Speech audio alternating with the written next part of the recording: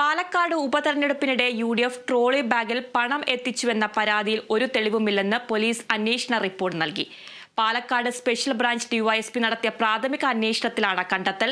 പരാതിയിൽ തുടർ നടപടി ആവശ്യമില്ലെന്ന് DYSP പാലക്കാട് SPക്ക് കൈമാറിയ റിപ്പോർട്ടിൽ പറയുന്നു.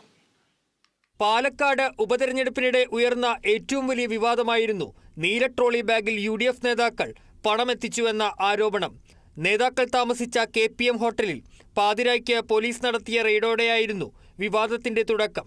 പിന്നാലെ KSU നേതാവും യൂത്ത് കോൺഗ്രസ് വ്യാജ തിരിച്ചറിയൽ കാർഡ് കേസ് പ്രതിയുമായ ഫെനി നൈനാൻ നീല ട്രോളി ബാഗുമായി ഹോട്ടലിലേക്ക് എത്തുന്നതും രാഹുൽ മാങ്കൂട്ടം, ഷാഫി പറമ്പിൽ എന്നിവർ അടക്കമുള്ള മുറിയിലേക്ക് പോകുന്നതും ഉൾപ്പെടെയുള്ള CCTV ദൃശ്യങ്ങൾ പാലക്കാട് CPIM നേതൃത്വം പുറത്തുവിടുകയും ചെയ്തിരുന്നു. പിന്നാലെ CPIM പാലക്കാട് SPക്ക് പരാതി നൽകുകയും ചെയ്തു. ഇതിന്റെ അടിസ്ഥാനത്തിൽ സ്പെഷ്യൽ ബ്രാഞ്ച് DYSPയുടെ നേതൃത്വത്തിൽ നടത്തിയ അന്വേഷണത്തിലാണ് നിർണായക കണ്ടെത്തൽ. പരാതിയിൽ പറയുന്നത് പോലെ നീല ട്രോളി ബാഗിൽ പണം കൊണ്ടുവന്നതിന് ഒരു തെളിവും കണ്ടെത്താനായില്ലെന്ന് സ്പെഷ്യൽ ബ്രാഞ്ചിന്റെ റിപ്പോർട്ടിൽ പറയുന്നു.